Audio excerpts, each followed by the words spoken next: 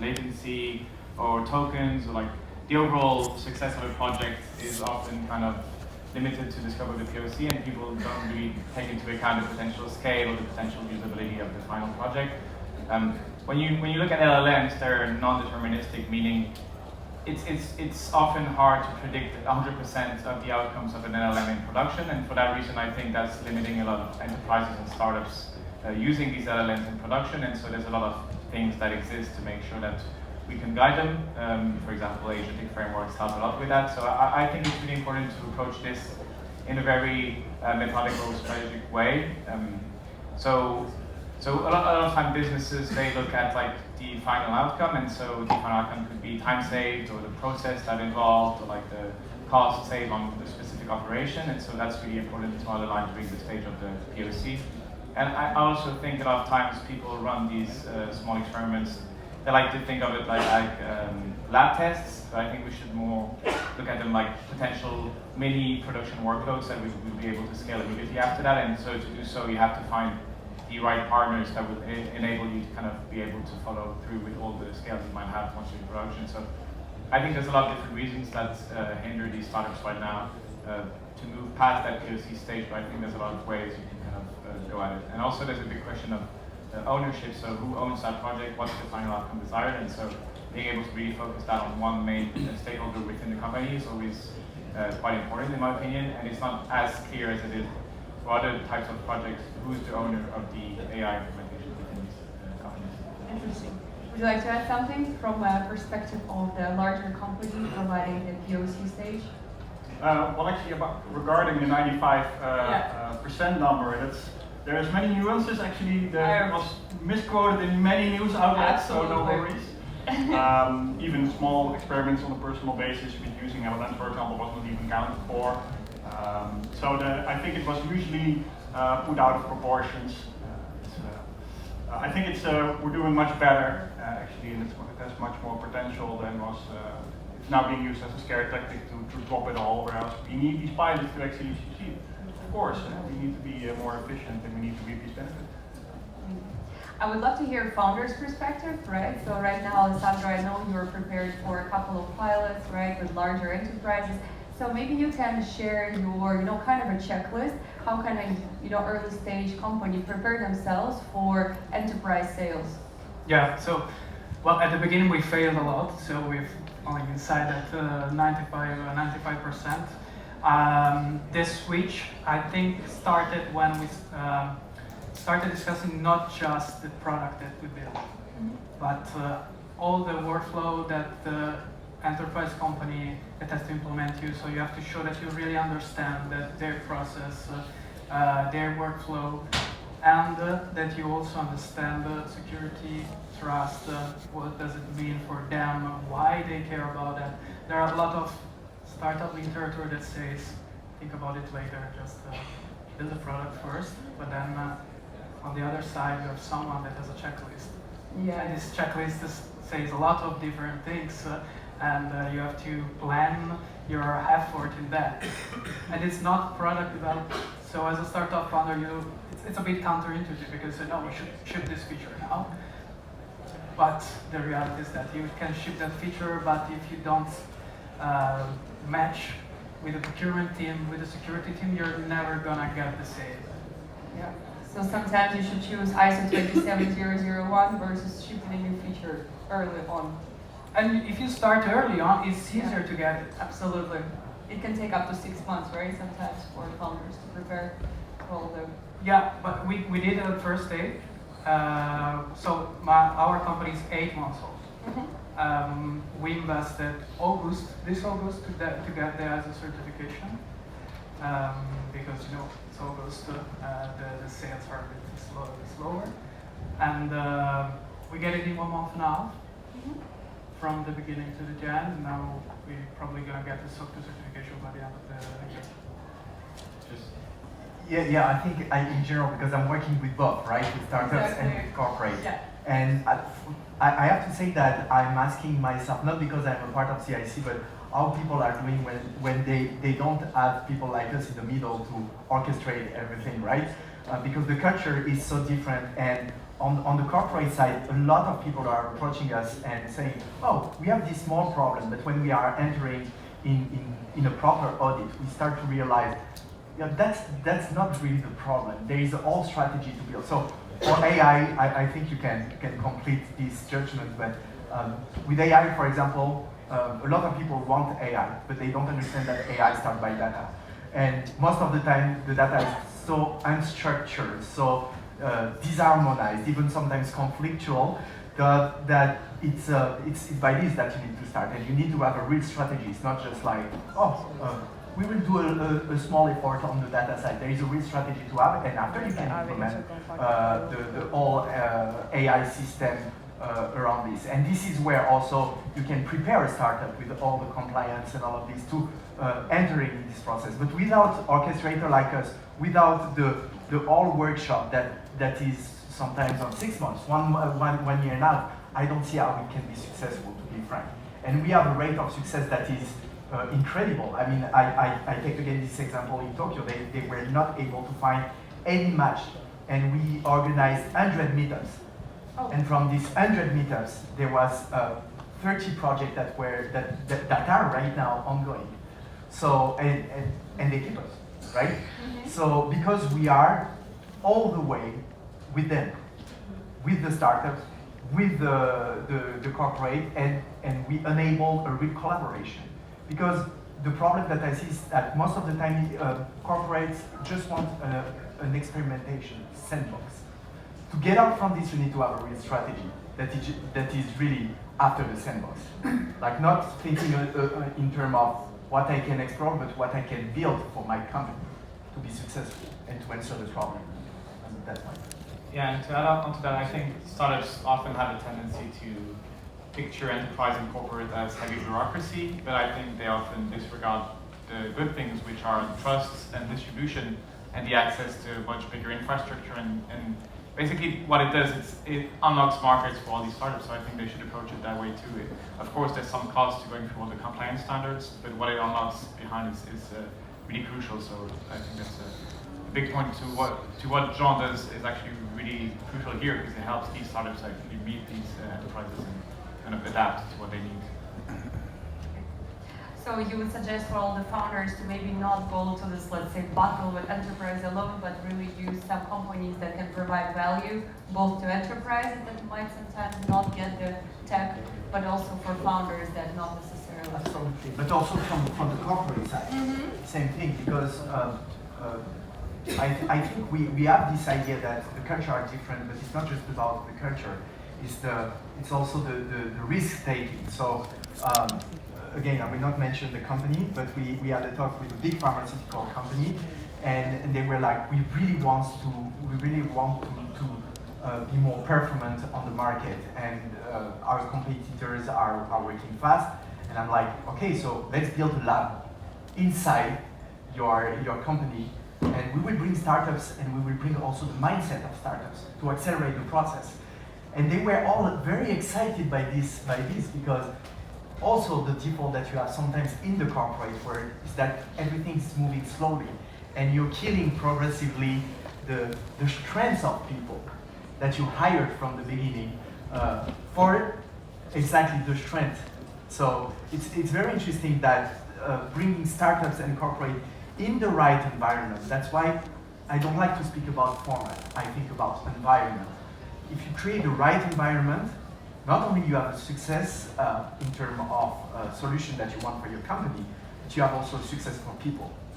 And by changing this mindset, you create a big value that is less measurable, but that you can feel because people wants to go back to work, for example. That's something that is a good indicator when people want to come back because they are excited by the project. But there's two sides of the coin, because this agility also, you've mentioned risk, so I was paying attention. It's of course true that the speed of innovation is desirable. It's hard to replicate within large enterprise structures, and you can outsource this innovation, but not accountability. That's true. Can you maybe share a little bit about how you are fostering this innovation at Dutch Railways or maybe at some of the other companies you work? How do you work with startups? Maybe some successful cases you can share? Well, my boss doesn't like me saying this, but typically I would be the one, from a governance risk and compliance perspective, to be hitting the brakes every now and then in order to allow the business to go faster. You wouldn't enter a car without any brakes. You would drive very slowly, right? So you need these enterprise risk controls and compliance assurances to actually be successful in innovation and having these collaborations with startups. But it's very hard to do for startups. I've been with the startup and scale-up side for 8 years. I was at the vendor side. Now I'm at the procuring side, let's say. So I know how hard it is with these limited, with this constraints, with limited expertise, with limited focus, chasing demos over controls, to actually build these non-functional requirements that are mostly invisible, right? It's not sexy to put on the website or to put on your flyer, but it's vital, of course, for proper innovation to succeed. We need responsible AI and ethical AI, and hopefully also homegrown. Like we actually encourage, and the Dutch Railways also support various initiatives in terms of funds and events and all sorts of societal collaborations to foster startup culture. So we're very much involved, but it's hard. It's hard for startups because their incentive, their perverse economic incentive, I would say, is to look at the short term because their runway financially is short term, right? So if you bluff in an RFP or in a tender, you get to live another day. So it's in their rational interest to do so, whereas I would actually encourage the transparency, not only by telling what you can do, but also your inability to actually fulfill some requirements, and then we can work together as an enterprise to maybe actually help out or to accept the risk rather than bury it under the carpet. I think we're getting to an interesting topic because clearly there's a difference of cultures, right? So corporates and enterprises, they're, let's say, more risk averse, right? And startups in their nature, they're moving faster, they're taking more risks. So maybe we can bring some founder perspective on how you can actually turn it into an advantage and build mutual trust and bring those two things and actually start from day one to building a relationship with enterprise and create value out of it. Yeah, sure. So it's really difficult as a real estate startup. Yeah. What I would suggest to another founder, is something that I understood during this journey, is that start to knock to the enterprise and the corporate world early on. Not because you want to burn your runway just on 2 big logos, but because you want to understand the requirements, you want to understand how the big fish work, how the word out there work. I was, my previous experience, we were building a tool for e-commerce, and this company was just small, medium, and mid-market. We actually went up market after Series B. So, and we never thought that, talking with an enterprise, talking with a corporate, they expose a lot of problems that you can solve with your product that really can influence your roadmap. Yeah, I feel like a lot of founders are tempted to, put big logos on their website as a sign of credibility. But what is an actual sign of, kind of credibility and signal of that to a corporate that you know that, okay, the startup might not die in 2 years? What would be something for you that you'll be like, okay, I can trust these guys? What is something you can bring to the first intro?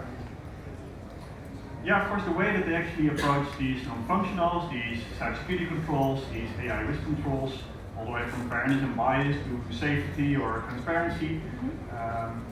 And it builds a lot of trust, again, to also be open about what's lacking. And of course, to do invest in technical documentation and oversight controls, and to really demonstrate that you get that you're in there for the long term, because actually doing the opposite would signal that you are only looking at the short term, which might be an indication of economical feasibility of the company.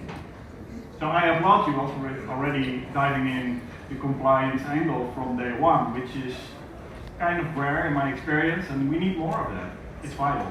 So I completely agree with that, and I will jump on this, not on the CIC side, but on Ethos side, my responsible hub for AI, because we have this from the beginning, when we curate the startup very much, and when we have them for the 5 months residency that we have in MIT and in Berlin, we have also lawyers, policymakers who accompany them with regulation and how they can build from scratch, and with also engineers, the group of engineers that we have, something that complies with the rules. So when after CIC is coming in the equation and start to scale startups for corporate, they already have the compliance pack that you need when you're coming to corporate. And this is why on this side the EU AI Act could serve as a link for trust between the both worlds. And I think that's the benefit. Yeah, that's it's very good to have, because it creates a level playing field, right? And that's actually what we need, because we can look at the market, we can look westward or eastward. You know, in the West, ethical values that we need for responsible AI, like diversity and inclusion, are becoming taboo very rapidly, right? And if you look east, a fundamental right like privacy means something else entirely. So we need these homegrown European alternatives that are not even good enough, but actually thrive and drive, push this innovation. And I think the AI Act, as well as the collective European values that we have, these ethical values that we want to see ingrained within these models and within these AI systems.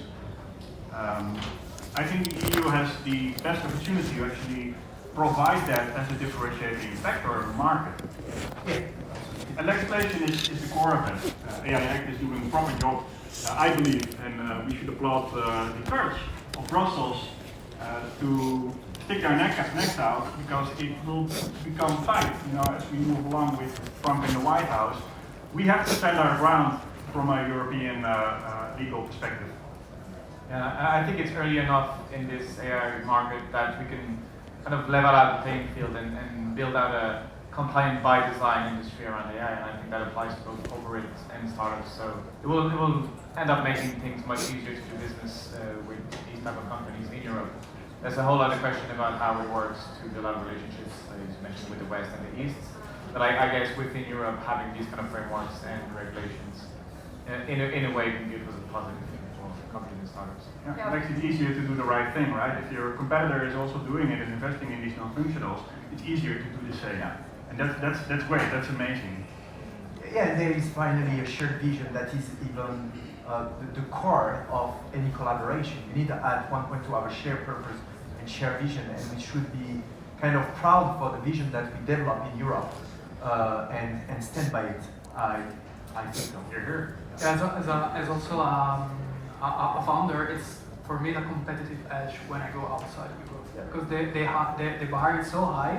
For example, now we are starting this proof of concept with an L-Tech company in Singapore, and we had everything like prepared, ready, because like talking with companies here in Europe, there is where's the bar. So now that we're talking outside, it's quite easier to go through all the process, because you everything is ready as a company. Just on this point, because I think that it is true, there is a problem of competition and global competition, but we created, for example, an ecosystem with investors who share the goal that we have to build responsible AI. And with this ecosystem here in Europe, but also in the United States, we just use this whole ecosystem to make grow this startup. So you are not losing the advantage, you just stay in your bubble, stand by your choice, and have the whole ecosystem to make you fly in some way. So this is, I think, the counterpart that we can find to answer the problem of competitivity or competitiveness. Yeah, so risk controls and compliance as a actual business driver and competitive advantage. Right. That's my dream world. Yeah, that's my It's right there. Yeah. So I mean, of course, it's a common narrative that regulations in the EU AI Act actually slow down innovation, but have you noticed that maybe, for example, in certain deals or for early stage startup founders, that it has affected the speed of movement, or you haven't noticed it so much? Now, as I said before, if you start early and you plan how you build the product in the right way in terms of architecture and infrastructure, then you can get those kind of control in place easily. You can outsource some part. It's much way slower if you do it at a later stage, where maybe you have to implement controls in each employee's devices, or things like how do you manage your clusters, where's your data, what's the policy that you have with your LLM providers, etc., etc. So I would say, as a rule of thumb, start early, because you're not going to burn your runway on that, because it's easier, it's faster. Absolutely. I think we started talking a little bit about how Europe, is compared to other countries and what is our competitive edge. Of course, there are a lot of debates about how fast we're moving, how innovative we are, but I believe we're all on the same page and we're European optimists. So maybe you can give me some examples of where Europe has the edge. What is our advantage and where should we double down on? Again, I think it is this. Yes, because I was in San Francisco, and so I know I'm coming from Stanford, so I know the ecosystem at Stanford. I know the system in MIT and Harvard, and I know the system in Paris and also Germany. So I have kind of the whole spectrum from the Western side, right? And what I see is that we are the only one to think about, to have a vision, and that reassured me. That reassured me that we don't create something just to create and to make money, but we are this part of humanity that want to build something for good and for humanity. And again, I stand by this, and I think we are building something that is deeper, and we should continue to have this model. We are slower, yes. I saw the numbers this morning. 72% adoption in corporate in US, 47 in Europe for AI. But I believe that in 5 or 6 years, we will have a clear differentiation, and it's our differentiator also. Slow and steady wins the race. Yes. What they're saying. Yeah, I think an interesting point to underline is that you mentioned, for example, Paris and like Europe as an ecosystem. So being French, I know Paris, like the ecosystem, pretty well, and I've seen a lot of these people that went to San Francisco to kind of work at DeepMind or like Meta, all these big companies.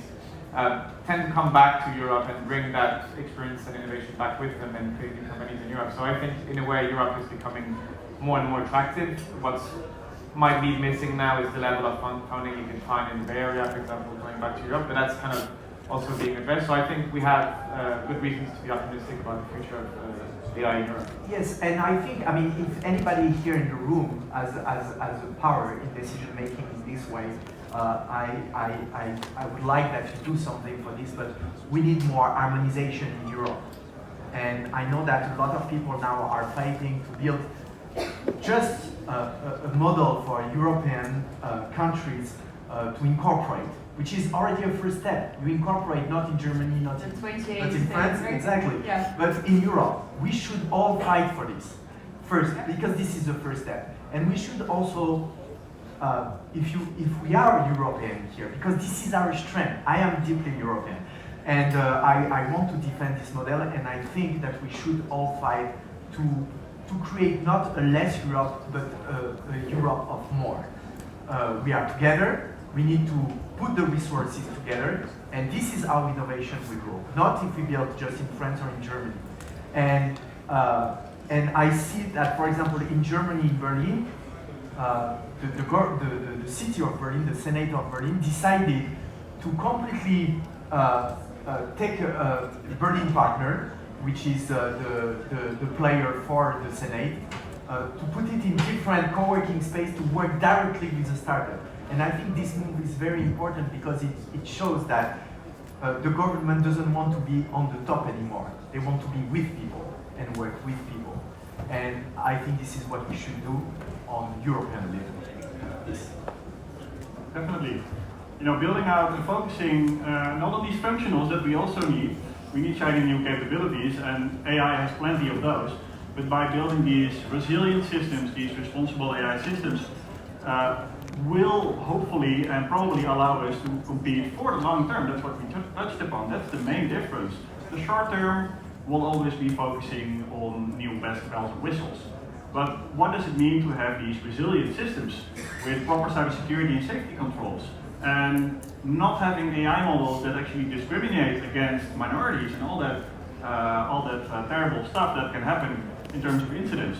That will cost organizations their reputation, their livelihoods, it will hurt fundamental human rights.